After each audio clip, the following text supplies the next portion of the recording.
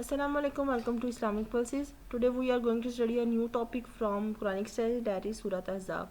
In this surah we discuss some selective verses 26, 21, 40, 56, 57 and 58. And these verses have a main theme, that is अदाब नबवी. अदाब नबवी के हवाले से हमने देखना है नबी पाक सल्लल्लाहु अलैहि वसल्लम की क्या रिस्पेक्ट है, अल्लाह ताला ने जो डिफरेंट ये जो सिलेक्टिव वर्सेस हैं इनमें अल्लाह ताला ने इनके हवाले से क्या अहकामात फरमाए हैं. बिफोर स्टार्टिंग द वीडियो, अगर आपने लेक्चर सब्सक्राइब नहीं किया तो इसे सब्सक्राइब करें, वीडियो पूरी देखिएगा और ये वीडियो दूसरों को भी शेयर कीजिएगा ताकि वो भी इससे हेल्प उठा सके. Before starting the lecture we will check the meaning of word ahzab. And the meaning of ahzab, this is an ancient Arabian word that means group of people, parties of people, and ahzab is the plural of word hizb, and the meaning of hizb is party and the group of people. अब इसका जो अहज़ाब हिज़्ब से है और इसका मतलब होता है ग्रोह, पार्टी या लश्कर. क्यों इस वजह से इसको कहते हैं अहज़ाब? वो रीज़न ये बनी थी कि जब 5 हिजरी में ग़ज़वा खंदक और ग़ज़वा अहज़ाब हुआ था तो नबी पाक सल्लल्लाहु अलैहि वसल्लम मुसलमानों के खिलाफ जो कबाइल आए थे, जो कुरैश मक्का थे या बाकी लोग उसमें जो है ना वो जंग लड़ने के लिए आए, वो एक से ज़ायद जो है ना ग्रोह थे, लश्कर थे, जिसकी वजह से इसको अहज़ाब कहते हैं. In verse number 6, Allah Ta'ala says, "An-Nabi awla bil mu'minin min anfusihim wa azwajihim ummahatuhum wa ulul arham ba'duhum awla bi ba'din fi kitabillahi minal mu'minin wal muhajirin illa an taf'alu ila awliyaikum ma'rufa wa kana zalika fi kitabillahi mastura." The Prophet is closer to the believers than their slaves, and his wives are as their mothers, and the owners of kingship are closer one to another in the ordinance of Allah than other. The believers and the fugitives who fled from Makkah expect that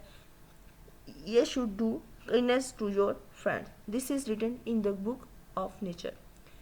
पैगंबर जो है वो मोमिनों पर उनकी जानों से भी ज़्यादा हक रखते हैं. पैगंबर की बीवियां हैं उनकी माएँ, और रिश्तेदार आपस में क्या है, किताब अल्लाह के रूह से वो मुसलमान मुहाजिरीन से एक दूसरे के तरके यानी कि उनकी विरासत के ज़्यादा हकदार हैं, मगर ये कि तुम अपने दोस्तों से एहसान करना चाहो तो बात है, और ये हुक्म है यानी किताब अल्लाह में बाकायदा लिख दिया गया है. अब इस आयत में जो है ना वो 3 जो है ना पॉइंट डिस्कस किए गए हैं. सबसे पहले पैगंबर जो है मोमिनों पर उनकी जानों से भी ज़्यादा हक रखते हैं, यानी कि अल्लाह ताला की जो तालीमात नबी पाक सल्लल्लाहु अलैहि वसल्लम ने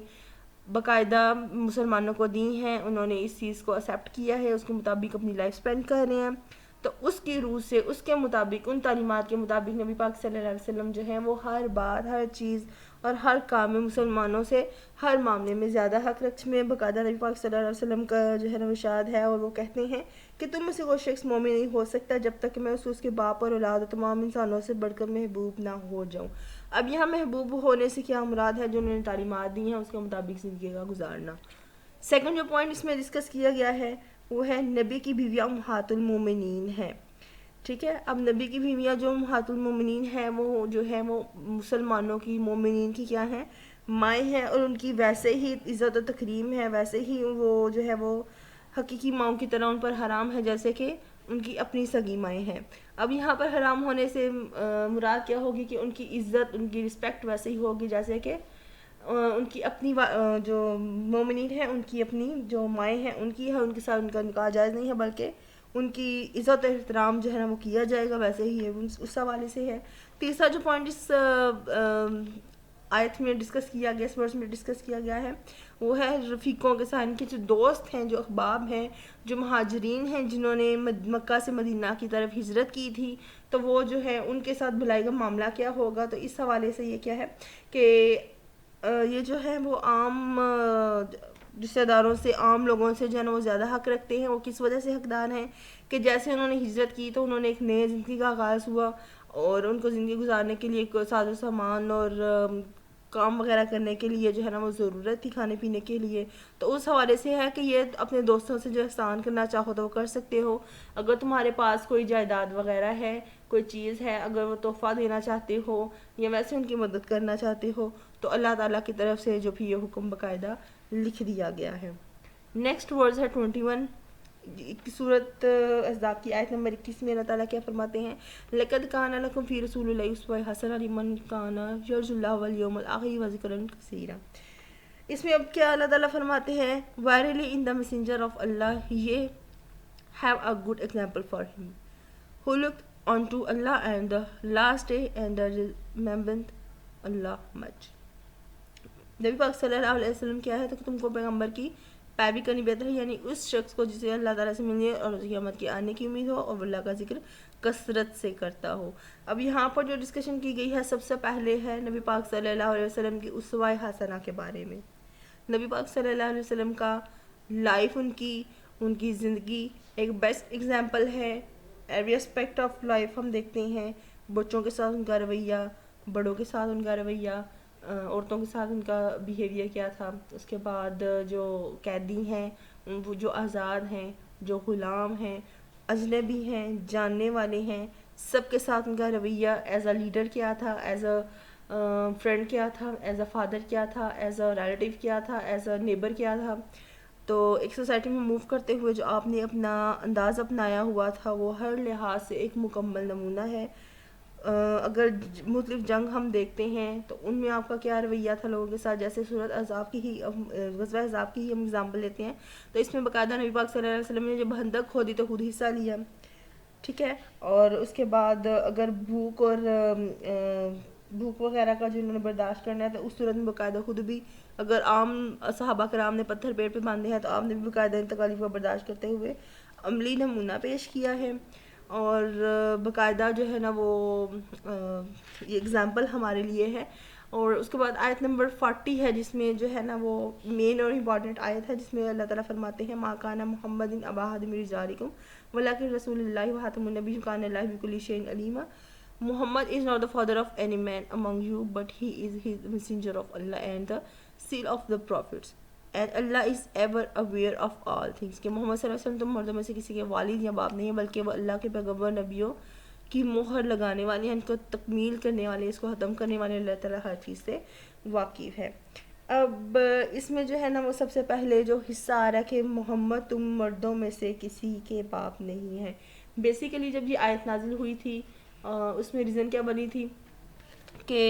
ان کے منہ بولے بیٹے کا ایک تو کانسیپٹ تھا, اور دوسرا زمانے جاہلیت میں جو ہے وہ منہ بولے بیٹے کی جو متعلقہ ہوتی, جو طلاق یافتہ اس کی بیوی ہوتی تھی, جس کو ہم ایکس وائف کہتے ہیں, تو ان کے ساتھ نکاح کا جو ہے نا وہ اچھا نہیں سمجھتے تھے. تو اس کانسیپٹ کی تردید کرنے کے لیے باقاعدہ جو ہے نا کہ محمد تم مردوں میں سے کسی کے باپ نہیں ہیں بلکہ وہ اللہ تعالیٰ کے رسول ہیں. تو اس کانسیپٹ کی جو ہے نا تردید کی گئی تھی. اور دوسرا جو ہے نا پوائنٹ ہے اس میں وہ آ رہا ہے کہ منہ بھولا بیٹا جو ہے وہ حقیقی جو ہے نا وہ نہیں ہوتا بیٹا. جب سورۃ احزاب کی اسٹارٹنگ جو پہلے رکوع میں جو آیات ہیں وہ اس چیز کو جو ہے وہ اچھی طرح ایکسپلین کر رہی ہیں, تو اس حوالے سے جو ہے وہ ساتھ میں فرما دیا کہ نبی پاک صلی اللہ علیہ وسلم کیا ہے, نبوت کو تکمیل کرنے والے ہیں, یعنی کہ اس کو مکمل کرنے والے ہیں. اس حوالے سے مختلف حدیث بھی ہیں, جیسے میں آخری نبی ہوں اور میں اس جو ہے وہ تکمیل کرنے والا ہوں اور میرے بعد کوئی نبی نہیں آئے گا, اور اسی طرح جو ہے وہ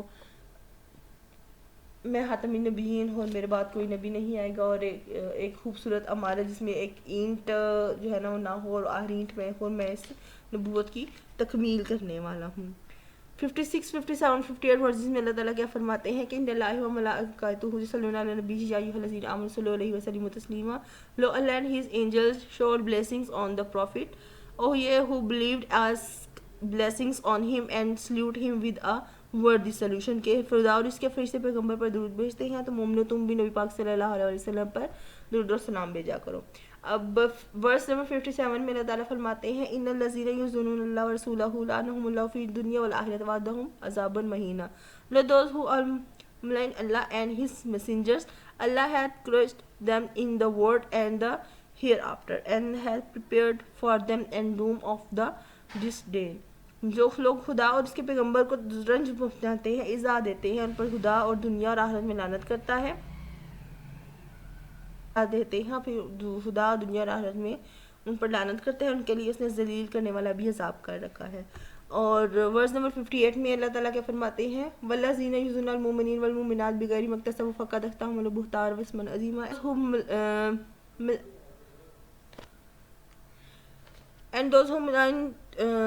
And those who malign believing men and believing women undeservedly, they bear the guilt of slander and manifest sin. اور جو لوگ مومن مردوں عورتوں کو ایسے کام کی جو ہے نا تہمت جو انہوں نے نہیں کیا وہ ایذا دیں گے, تو انہوں نے بہتان اور صریح گناہ کا بوجھ اپنے سر پر رکھا ہوا ہے. کچھ یہ دو تین آیات ہیں جس میں سب سے پہلے اللہ تعالیٰ نے جو ہے وہ حکم دیا ہے فرشتوں کو، مسلمانوں کو، کہ جیسے مومن لوگ ہیں جو فرشتے ہیں وہ نبی پاک صلی اللہ علیہ وسلم پر جو ہے وہ سلام بھیجتے ہیں، تو آپ بھی ان پر جو ہے وہ سلام بھیجیے۔ یہ ریزن کیا بنی تھی؟ یہ ریزن اس وجہ سے بنی تھی جو اسلام کے دشمن تھے، جو کافی لوگ تھے، وہ نبی پاک صلی اللہ علیہ وسلم کے خلاف جو ہے نا مختلف بلیمز ان کو کر رہے تھے، مختلف جو الزام لگا رہے تھے، تو ان کے اخلاق کی یعنی کہ ان کے کردار کے حوالے سے انہوں نے جو ہے نا وہ الٹی سیدھی باتیں کرنی شروع کر دی تھی، جس کی بدولت پر پھر اللہ تعالیٰ نے یہ آیت نازل کی تھی۔ آیت نمبر جو ہے وہ 56 ہے، جس میں اللہ تعالیٰ نے فرمایا ہے کہ فرشتے بھی آپ پر درود بھیجتے ہیں، اور اللہ تعالیٰ بھی، تو ایمان والو آپ بھی ان پر جو ہے وہ درود و سلام بھیجو۔ اب سیکنڈ جو پوائنٹ یہاں پر ہے اب وہ ہوا ہے کہ اللہ اور اس کے رسول کو جو تکلیف دیتے ہیں، اور جو مومنین عورتوں اور مومنین مردوں کو جو ہے وہ تکلیف دیتے ہیں، ان کو جو ہے وہ ان پر الزام وغیرہ لگاتے ہیں، تو اس حوالے سے ہے کہ اب اللہ کو اذیت دینے سے جو ہے نا یہاں پر دو چیزیں آ جائیں گی۔ ایک، اللہ تعالیٰ کی نافرمانی کرنا، دوسرا جو ہے نا وہ اس کے مقابلے میں کفر آ رہا ہے، شرک آ رہا ہے، اور دوسرا پوائنٹ جو آ رہا ہے وہ نبی پاک صلی اللہ علیہ وسلم کو جو ہے نا وہ اذیت دینا۔ اب نافرمانی کس طرح جو اللہ تعالیٰ کی جائے گی؟ ایک تو کفر و شرک ہو گیا، اور دوسرا جو ہے وہ حلال کاموں کو چھوڑتے ہوئے حرام کام سر انجام دینا۔ دوسرا، اب رسول اکرم صلی اللہ علیہ وسلم کو جو ہے وہ اذیت دینے سے کیا مراد ہوگا؟ اس میں ہے وہ جو اطاعت ہے اللہ تعالیٰ اور اس کے رسول کی، اس کو نہ سر انجام دینا، یعنی کہ جو تعلیمات اللہ تعالیٰ کی پہنچائی گئی ہیں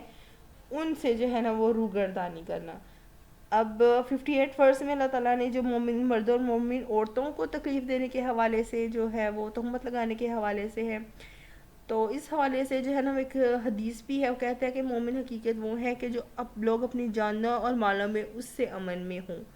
مومن وہ ہے جو اپنی شرارتوں سے اپنی پڑوسیوں کو جو ہے وہ تکلیف نہیں دیتا۔ اب یہاں پر تکلیف دینے سے ایک اور مراد بھی یہ بھی آ رہی ہے کہ مسلمان وہ ہے جس کے ہاتھ اور زبان سے دوسرے مسلمان محفوظ ہیں۔ اب یہاں پر جو ہے وہ تکلیف ڈفرینٹ میننگ میں ہے کہ جیسے ہم کسی بھی فلیم لگا دیتے اس کے کریکٹر کے حوالے سے، کوئی یا پھر کہہ لیں کہ ہاتھ ویسے کسی پر ہاتھ اٹھا دینا تو اس حوالے سے، تو یہاں پر ایک اور پوائنٹ پی جو ہے نا وہ تہمت ورڈ ڈسکس کیا گیا ہے۔ اب یہ تہمت یا بہتان کیا ہوگا؟